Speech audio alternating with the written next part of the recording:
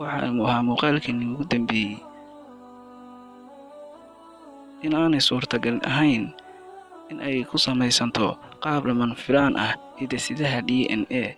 Haddaba fursadda ama probability-ga ay ku suuroobayso in ay unug yar oo ah DNA ku yimaado qaab lama filaan ah waa 10 lagu jibaaray 146. Sidaas darteed ma jiro caalim saynisyahan ah oo caqli leh oo aaminsan fikraddaas.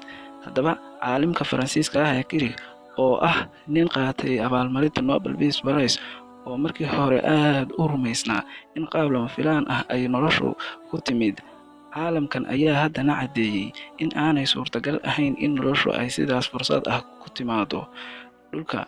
Kadib markii uu cilmi baaris dheer ku sameeyey caalimkaasi DNA-da, ayaa uu ogaaday xaqiiqada ay tahay. Haddaba muxuu qur'aanku ka dhahay mulxidiinta? Ilaahay qur'aankiisa meelo badan ayuu kaga hadlay mulxidiinta ama kuwan dafirsan Ilaahay jiritaankiisa iyo diintiisa. Sidoo kale Ilaahay wuxuu ogaa in dadkaasi ay soo bixi doonaan oo ay gabaad ka yeelan doonaan culumta sayniska. Sidaas darteed waxa uu qur'aankiisa ka buuxiyey aayado badan oo 1000 aayadood oo ka faaloonaya cilmiga sayniska iyo tiknoolajiyadda. Allah subxaanahu wa tacaala wuxuu dhahay, sidee baad uga gaaloobaysaan Ilaahay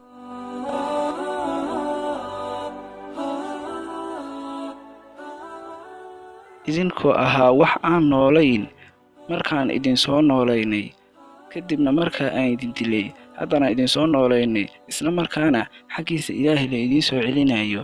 Ilaahay subxaanahu wa tacaala wuxuu canaananayaa dadka ka gaaloobay Ilaahay aayado la moodo in ay aayada Ilaahay ku leeyahay idinmaba suurtowdo in aad ka gaalowdaan Ilaahay oo ah kii idin nooleeyey idinkoon jirin, kadibna idin dilay oo idin soo nooleeyey, haddana markaana xaggiisa la idiin celinayo. Waxaa laga yaabaa in ruuxa mulxidka ah uu dafirsan yahay Ilaahay abuuristiisa, Ilaahay inuu abuuray, laakiin waxaa jirta arrin qof kasta uu hubo oo ah inuu dhimanayo.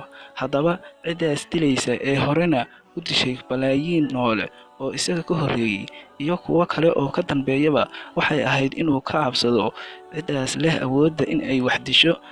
Cidda leh awoodda wax dilidda ayaa sidoo kalena leh awoodda in ay wax noolayso, sababtoo ah caqligu wuxuu ku siinayaa ciddii ruuxda iga qaadaysa wuxuu awoodaa ama awood u leeyahay inuu igu soo celiyo ruuxdaas xilligii uu doono. Qur'aankuna waa xujooyin culus.